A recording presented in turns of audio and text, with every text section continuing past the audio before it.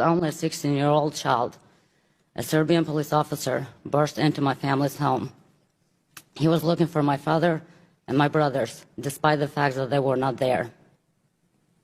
I was with my mother, my aunt, and my 2 cousins. The police officer ordered us to show him our IDs. After taking a look at my ID, he kept it, and he said I had to go to the police station to give a statement about the men of our household. At this moment, my uncle walked over from his house and simply asked, "Why are you taking our girl?"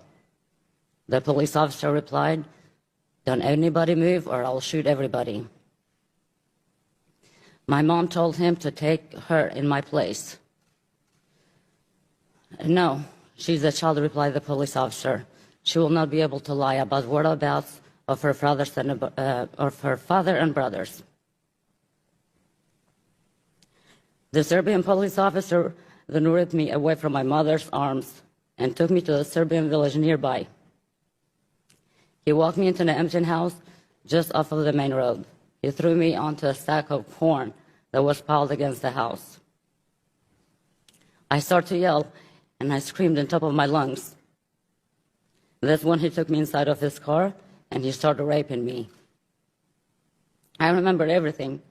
I was held at a gunpoint. He abused me and raped me repeatedly. I was shocked and exhausted. I lost consciousness. When I regained consciousness, I cried with no control, begging him to kill me. "No," he said, "I won't, because you will suffer more this way."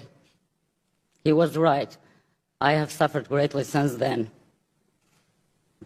I remember he had a bandage on his left hand, and he was saying that Kosovo Liberation Army shot him, and he was taking revenge on me. Every time that I screamed, he threatened to take me to an area full of Serbian forces where more men would rape me. After he was done assaulting me, he went into the local store and left me alone in a car. I know the village was primarily Serbians, so I was terrified to make a move. Shortly after the policemen left, an older man came out of the same store and walked towards me.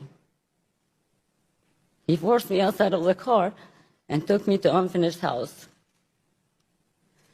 I distinctly remember this man. He was an old man and he was crippled. There in that house, he raped me. A few hours later, I was taken back to my village and left on the street. I walked through the village cemetery, hoping that my life would end just right then and there, because I don't want to go home to explain to anybody what had just happened to me. They told me not to tell anybody what just happened. They said to tell them I was at the police station giving a statement about the whereabouts of my father and my brothers. Somehow I managed to make it to my uncle's house. I didn't have to explain to anything what happened to me. By judging on the conditions they saw me, they knew that no one takes a 16-year-old child to the police station for a testimony just to return her a few hours later with scratches, bruises, and torn up. The next day I reported my case to the Kosovo Liberation Army.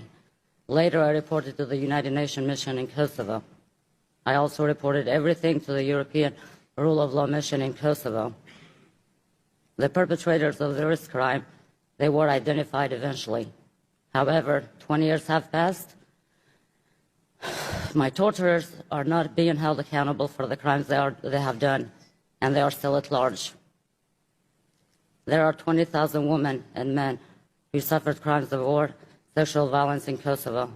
All they want is justice. All I want is justice. Although today I live a happy life in Texas as a proud wife and as a proud mother of 2 daughters who were born in the United States, and thankfully they will never have to encounter the tragedies that I experienced. I will never have a peace with my past until justice is delivered. Thus today, I call on the representative of the United States Congress to address the impunity of war crimes and human rights abuse that was committed in Kosovo by taking immediate action to seek justice for all survivors. Thank you.